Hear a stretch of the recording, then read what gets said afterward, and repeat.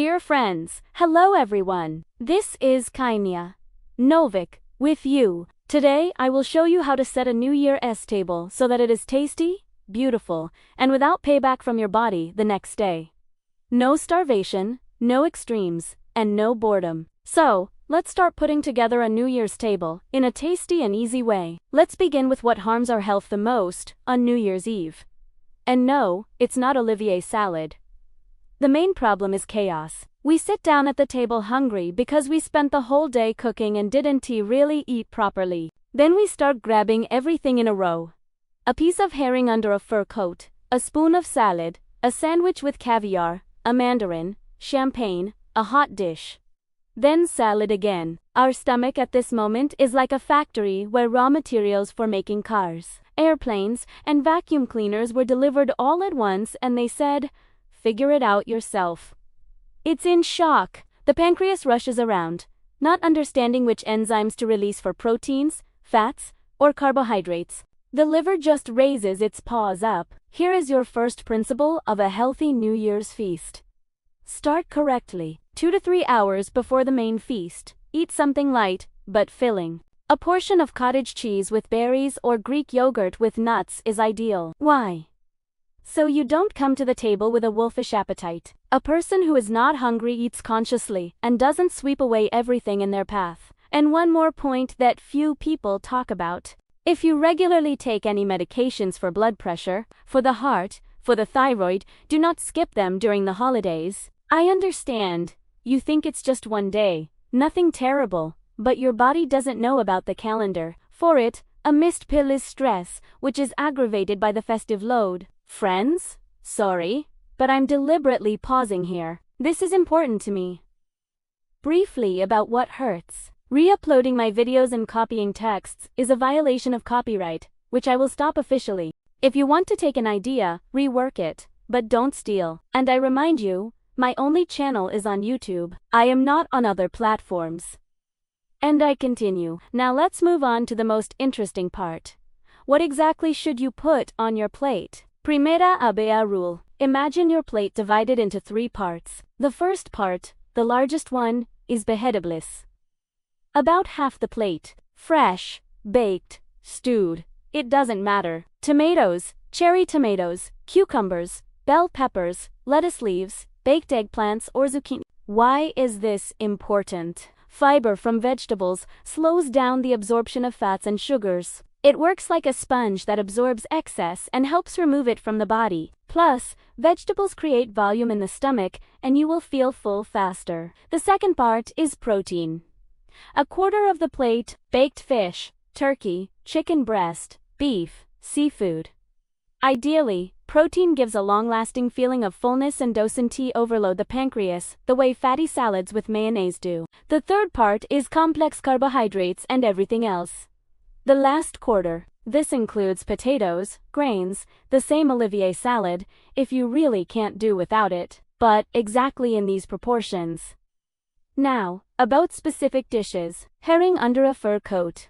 Oh, a classic. How I love it. From my mom, it's the best, and few people refuse it. But put yourself a small portion the size of your palm. That's enough to taste it and not overload your body. If you really want seconds, wait 20 minutos. Often, it turns out you don't want it anymore. Aspic or gelid meat is an excellent choice. By the way, natural collagen for joints and skin is pure protein. Just don't lean on bread with it. It's better to add vegetables to the aspic. The same bell pepper, greens. A separate topic is salads. Olivier, mimosa, crab salad. They are all united by one thing: mayonnaise. I'll honestly tell you as a doctor, mayonnaise in the form we buy it in stores is a cocktail of vegetable fats of questionable quality, sugar, preservatives, and flavor enhancers. But I understand that for many people, New Year without Olivier is not New Year. So here is a compromise for you. Make the dressing yourself. Take natural yogurt, add a spoon of mustard, a little lemon juice, a drop of honey, and spices to taste. Blend it with a blender. You'll get an excellent dressing that tastes almost no different from mayonnaise, but doesn't turn the salad into a fat bomb. Or the second option, if you do take mayonnaise, dilute it with yogurt 1:1. Half the harm is already gone, and the taste remains. And one more important point about salads. Add greens to them, loads of greens. Dill, parsley, cilantro, arugula, spinach. Whatever you find, greens contain chlorophyll, which helps the liver cope with the load. By the way, here's a life hack from me, personally. When I make olivier, I add finely chopped celery and fresh cucumber to it. More crunch, more freshness, fewer calories, and more benefit. Try it. You won't regret it. Now, let's move on to a topic that is usually avoided. Alcohol. I'm not going to lecture that drinking is forbidden altogether. We are adults, and a holiday is a holiday. But let's at least minimize the harm. First rule: never drink on an empty stomach. Alcohol is absorbed instantly if the stomach is empty, and the blow to the liver is maximal. Before the first glass, eat something protein-based, a piece of cheese, fish, an egg. Second, choose drinks wisely. Champagne has fast carbon dioxide bubbles that accelerate alcohol absorption. Cocktails with juices are a double blow: alcohol and a huge amount of sugar. Liqueurs are basically concentrated sugar with alcohol. If we talk about the lesser evil, it's dry red wine. It contains resveratrol, an antioxidant that protects blood vessels. 1 or 2 glasses in the evening is the maximum that can still be called conditionally acceptable, or pure strong drinks without additives, but in very small portions and with good food. And most importantly, for every glass of alcohol, there should be a glass of clean water. It's better to drink gradually, in small sips. Alcohol dehydrates the body. That's exactly why there is such a terrible headache in the morning. Water helps the liver and kidneys remove toxins. Put a bottle of water next to you and drink between toasts. This simple action cuts a hangover in half. Now, a question for you, dear viewers. Write in the comments what your main challenge is at the New Year's feast. Can't refuse seconds. Hard to control alcohol? Or maybe the problem is that you eat too fast. Share. I'm really interested. Let's move on to hot dishes. Classics: baked poultry, fish, meat. Here the main rule is simple. Choose the cooking method. Baked in the oven is great. Grilled is also good. Fried in a pan with oil is already worse. Deep fried is a catastrophe for the liver and pancreas. If you cook duck or goose, remove the skin before eating. Yes, it's crispy and tasty, but it's pure fat that your body absolutely doesn't need, especially in such quantities. Side dish. Choose vegetables or grains: buckwheat, brown rice, quinoa. Mashed potatoes with butter and cream are already too much, considering everything else on the table. And here we have reached desserts. Cakes, pastries, candies, mandarins, bananas, a sugar paradise, and an endocrinologist's nightmare. I'll honestly tell you, after everything eaten, your pancreas is already working at its limit, insulin is released in waves, blood sugar jumps. And then you add a piece of cake. If you really want something sweet, choose fruits: mandarins, apples, pears, berries. They also contain sugar, but it's bound with fiber and absorbed more slowly, plus vitamins and if you really can't do without cake, take a small piece, literally 2 or 3 bites, and eat slowly, savoring each bite. You'll get more pleasure than if you swallow half a cake on autopilot without even feeling the taste. And one more important tip: don't eat desserts immediately after the main feast. Wait at least an hour to an hour and a half. Let the stomach cope with the main food, and then, if you want, tea with something sweet. But usually after an hour, you don't want it anymore. Let's talk about how to organize the eating process itself. A classic mistake. We sit down at the table at midnight and sit until 3 to 4 a.m., constantly chewing something. The stomach works without a break. The digestive system is in shock. Here's a different approach. Divide the feast into stages. Sit down. Eat the first wave of dishes for about 40 minutes. Then get up from the table, turn on music, dance, play games, go out on the balcony to get some air. About 30 to 40 minutes of activity, and then you can return to the table for the next portion. Such breaks give the digestive system a breather, and give you the opportunity to really feel whether you are still hungry or already full. Because the signal of satiety comes to the brain with a delay of about 20 minutes. While you sit and chew without stopping, you simply don't have time to catch this signal. And another important point: eating speed. I understand that the New Year's table is abundance and you want to try everything, but try to eat more slowly.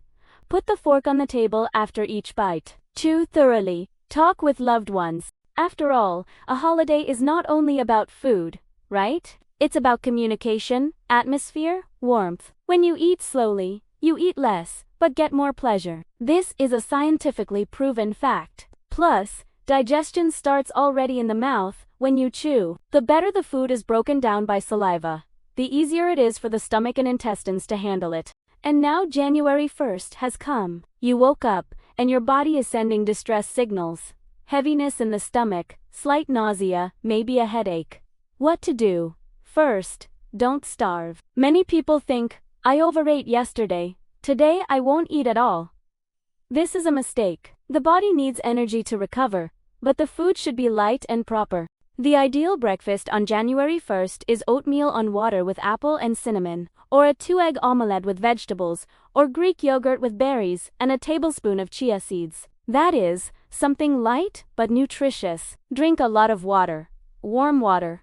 You can add lemon or just drink it plain. Water helps the kidneys remove alcohol breakdown products and simply flushes the body. Green tea or herbal teas are also an excellent choice. Chamomile calms the stomach, mint relieves nausea, ginger stimulates digestion, but coffee in the morning is not the best idea, honestly. Coffee additionally dehydrates and irritates the stomach, which is already irritated. If you really can't do without coffee, dilute it with milk and drink it after eating.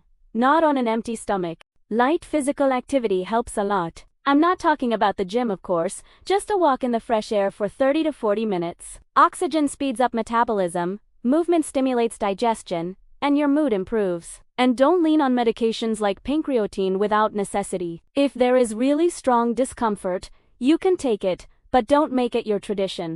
It's better to eat in such a way from the start that you don't have to treat yourself later. And now, as I promised at the beginning of the video, I will tell you about one amazing product that saves the liver and pancreas better than any pills, and most people simply throw it away after the feast. It's parsley. Ordinary green parsley that is used to decorate dishes. Everyone ate Olivier, and the sprig of parsley remained lying on the plate, and in vain. Parsley contains This is a flavonoid that protects liver cells from damage and stimulates bile production. Bile is needed to break down fats, which are abundant on the New Year's table. Plus, parsley contains a huge amount of vitamin C, even more than lemon. Vitamin C is a powerful antioxidant that neutralizes free radicals formed during alcohol processing. And parsley also contains chlorophyll, which I already mentioned, a natural detoxifier. What to do with parsley? You can simply chew its sprigs during the feast. You can make a smoothie on the morning of January 1st. A bunch of parsley, a green apple, a cucumber, a little ginger, and water. Blend it with a blender and you'll get a green drink that will literally revive your liver. Or add parsley to all salads and dishes, not for beauty, but for real benefit. Let's summarize everything we talked about today. The ideal healthy New Year's table is not about giving up the holiday and not about starving. It's about a smart approach. First, don't come to the table hungry. Have a snack a couple of hours before the feast. Second, build your plate according to the traffic light rule. Half vegetables, a quarter protein, a quarter everything else. Third, replace mayonnaise with a yogurt dressing, or at least dilute it. Fourth, choose the right drinks and alternate alcohol with water. 1 glass of water. Fifth, take breaks during the feast. Get up from the table, move, dance. Sixth, eat slowly, chew thoroughly. Enjoy the process. Seventh, the next day, don't starve, but eat light, proper food, and drink plenty of water. And eighth, use the power of parsley. It's your ally against the consequences of a festive feast. You know what I want to say at the end? Health is not about restrictions and suffering. Health is about balance and reasonableness. You can eat tasty food and at the same time help your body, not mock it. New Year is a wonderful holiday, and I wish you to meet it in such a way that you later remember it with joy, not with thoughts of never again. May your health be strong, your energy abundant, and your mood excellent. If this video was useful to you, let's do without likes for the sake of likes. Something else is much more important to me. Write in the comments one wish for yourself for 2026. Not for me, not for someone else, but specifically for yourself. And let it remain your little secret without details. You can even do it in one short sentence. I'll start as an example. I, Ksenia, wish myself in 2026 more calmness and clarity in my head, careful attitude toward myself, and energy for what really matters. Now it's your turn. If you're not subscribed yet, subscribe. Happy upcoming new year. May it be healthy, happy, and tasty in the good sense of this word. See you soon.